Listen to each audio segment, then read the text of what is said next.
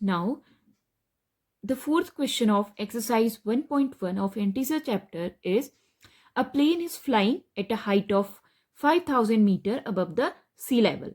At a particular point, it is exactly above a submarine floating 1200 meter below the sea level. What is the vertical distance between them? यहाँ पे क्या है, एक सी level दिया है. Question के according एक प्लेन है जिसकी हाइट इस सी लेवल से कितना है 5000, और इसी सी लेवल के ठीक नीचे पे एक सबमरीन है जिसकी डिस्टेंस कितनी दी हुई है इस सी लेवल से 1200. आपको अब क्या बताना है आंसर कि इन दोनों के बीच में, प्लेन और सबमरीन के बीच की डिस्टेंस कितनी होगी. So start the solution. ये सी लेवल है, ओके. यहां कहीं पे प्लेन है. जो प्लेन है उसकी यहां से जो हाइट है वो कितनी दे रखी है 5000 मीटर. यहां पे प्लेन है. एंड सबमरीन, यहां पे अगर सबमरीन है तो उसकी जो डिस्टेंस है इस सी लेवल से वो कितनी है 1200 मीटर. इनके बीच की डिस्टेंस हम कैसे निकालेंगे? इनको जब हम ऐड करेंगे तो हमें क्या मिल जाएगी? Vertical distance between plane and submarine. So vertical distance between plane and submarine equals to इसकी हाइट प्लस सबमरीन की सी लेवल से, इक्वल्स टू ऐड करके कितना आएगा 6200 meter. Okay. Now the fifth question is Mohan deposit 2000 rupees in his bank account and withdraw 1642 from it in the next day. If withdrawal of amount from the account is represented by a negative integer, then how will you represent the amount deposit? And find the balance in Mohan's account after the withdrawal. अब जब हम bank में rupees जमा करते हैं, deposit means जमा करना and withdraw means निकालना. ओके. तो निकालना दैट मीन्स आप जब आपके सपोज गोलक है, आप उसमें रुपए रखते हैं. अगर उसमें 100 रुपीज है, आप उसमें से 10 रुपीज निकाल रहे हैं, अमाउंट कितना हो गया 90. आपने क्या किया? विड्रॉ निकाला. उसके लिए आपने क्या किया? 100 में से 10 माइनस किया तो कितना बचा 90. अब सेम 100 रुपीज थे, आपने 10 उसमें डिपॉजिट किए. दैट मीन्स क्या किए हैं? डाले हुए हैं, जमा किए. तो आपने वहां पे क्या किया? ऐड किया और आपके रुपीज कितने हो गए 110. तो सेम इसमें इस क्वेश्चन में भी यही करेंगे. तो दैट मीन्स आपसे क्वेश्चन फर्स्ट पार्ट में क्या पूछा है? Then how will you represent the amount deposit. तो डिपॉजिट मीन्स जमा कर रहे हैं, वैल्यू बढ़ रही है, और बढ़ती कब है? जब हम ऐड करते हैं. दैट मीन्स ऐड के लिए हम क्या करते हैं? Positive sign. तो डिपॉजिट का साइन क्या आएगा? इसको हम किससे इंडिकेट करेंगे? पॉजिटिव इंटीजर से. Clear. And find the balance in Mohan's account after the withdrawal. तो विड्रॉल कैसे होगा? So balance after withdrawal. पहले आप क्वेश्चन में लिखेंगे deposit amount equals to 2000, withdrawal amount 1642. So therefore balance after withdrawal equals to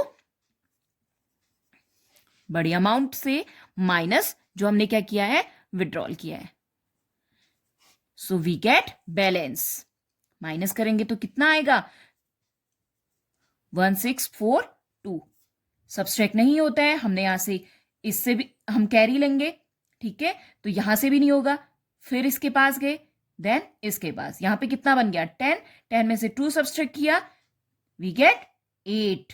9, यहां पे 9, 9 minus 4 we get 5. Here 9, 9 minus 6 3, we get 352 rupees. That means अब उसके अकाउंट में कितना बैलेंस है? Rupees 358. Now the sixth question. Rita goes 20 kilometer towards east from a point A to the point B. A to the point B. From B, she moves 30 kilometer towards west. इस direction में वो इधर की ओर move कर रही है. The same road, if the distance towards east is represented by a positive integer, then how will you represent the distance traveled towards west? By which integer will you represent her final position from A? Now, Rita moves from point A to point B in the direction of east. And the distance between A point to point B is 20 kilometer. Then she moves from east direction to west direction. From point B to point C. And the distance between point B to point C is 30 kilometer. And you know that west direction is opposite to east direction. And if we represent the east direction as positive by positive integer, अब अगर west direction इसकी opposite direction है, so how we represent west direction by negative integer. Okay? ये क्या है? इस direction के हम अगर इसको रिप्रेजेंट किससे कर रहे हैं? पॉजिटिव साइन से. और वेस्ट डायरेक्शन क्या होती है? ईस्ट के अपोजिट में. Okay, so we represent west direction by negative integer. Clear? And अब क्वेश्चन में क्या पूछा है कि इनके बीच की डिस्टेंस कितनी है? Distance from A point to point C. You know that distance from A to B equals to 20 kilometer and distance from B to C equals to 30 kilometer. Therefore, distance from A to C equals to 20 kilometer minus 30 kilometer. Equals to plus or minus sign है. The process is subtraction. So we minus it and we get 10 kilometer. Now sign, greater number sign. Greater number कौन सा है? 30. उसका sign क्या है? Minus. So we put here minus sign. Okay, clear? So Rita's final position from A to point C is minus 10 kilometer. But distance क्या? Minus में नहीं होती है. So here the negative sign represent the opposite direction. क्या हो गया है? वो opposite direction में move कर रही है. तो ये sign किसके कारण आया है? Because of opposite direction. Clear? Or we can see that Rita's final position from A to C is 10 kilometer towards west. यहां पे मैंने माइनस नहीं दिखाया है, बस डायरेक्शन बता दिए और ये डायरेक्शन के ही कारण यहां पे माइनस साइन है. Okay, now the seventh question is in a magic square each row column and diagonal have the same sum. Check which of the following is a magic square. Here इसमें क्या हुआ है? इस question में आपको 2 magic square दिए. Clear? And इस magic square की क्या प्रॉपर्टी है कि इसकी ईच रो का जो सम आएगा, कॉलम्स का सम आएगा एंड डायगोनल का सम वो क्या आएगा? सेम आएगा. ओके, अब आपको चेक करना है कि इन दोनों में से कौन सा, which one is magic square. At first I will explain what is magic square. Okay, so here I draw a square.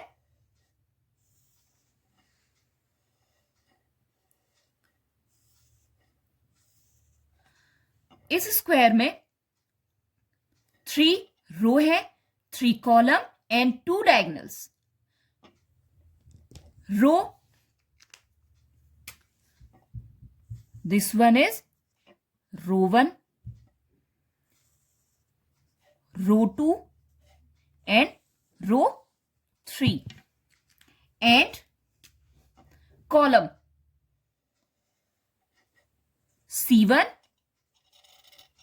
C2 and C3 and C3, and there are two diagonals, diagonal 1 and diagonal 2. According to question, the sum of each column, that means R1, आप क्या करेंगे, R1 में जितनी digit है उनको add करेंगे, R2 में जितनी डिजिट आएंगी उनको ऐड करेंगे R3 में, and similarly columns digit, second column digit, third column digit, इनका सम चेक करेंगे, एंड डायगोनल 1, डायगोनल 2, इनमें जो डिजिट आएंगी उनको सम करेंगे और चेक करेंगे कि उनमें जो सम आ रहा है वो इक्वल है और नॉट. दैट मीन्स आपको इस क्वेश्चन में करना क्या है, R1 का sum equals to R2 sum equals to R3 sum equals to C1 sum equals to C2 sum equals to C3 equals to D1 equals to D2. Clear? अगर ये सम, सभी के सम क्या आ जाएंगे, इक्वल, दैट मीन्स ये क्या है, मैजिक स्क्वायर. और अगर सम इक्वल नहीं आया, that means it is not a magic square. So here I solve first part of this question, and for your practice you check the second part, and the process is same. Okay, now taking rows. At first, I am taking rows. So therefore, sum of first rows digit equals to first row 5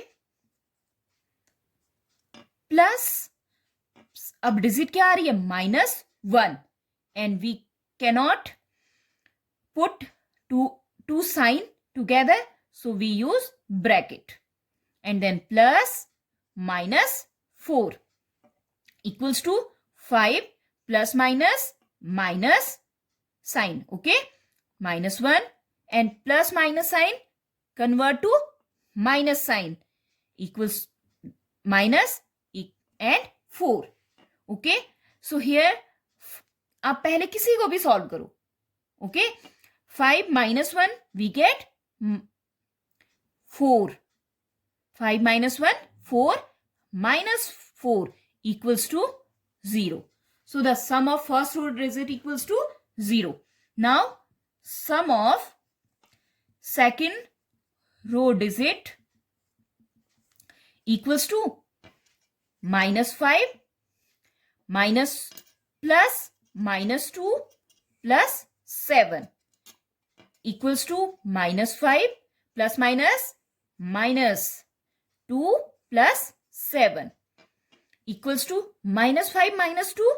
अब इतनी तो practice हो गई होगी. -7 plus 7 equals to 0. Now sum of third row digit equals to 0 plus 3 plus -3 equals to 0 plus 3 plus -3. That is 0. Now taking columns. Sum of first columns digit equals to column 5 plus -5 plus 0. We get 5 plus minus plus 0. So we get 0. Now second column digit sum equals to -1 plus -2 plus 3 equals to -1 plus minus 2 plus 3. Now solve it. -1 -2 -3 plus 3 equals to 0. Now third sum of third column digit equals to -4 plus 7 plus in bracket -3 equals to -4 plus 7 plus minus -3 equals to -4 minus 3, that is -7, and this one for this plus 7. We get -7 plus 7 equals to 0. Now taking diagonals.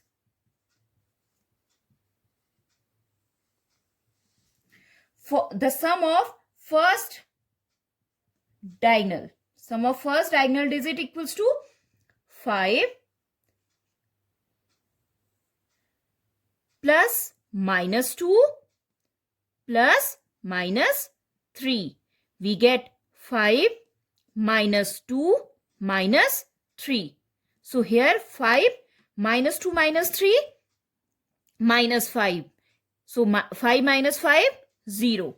Now sum of second diagonal D2 equals to that one.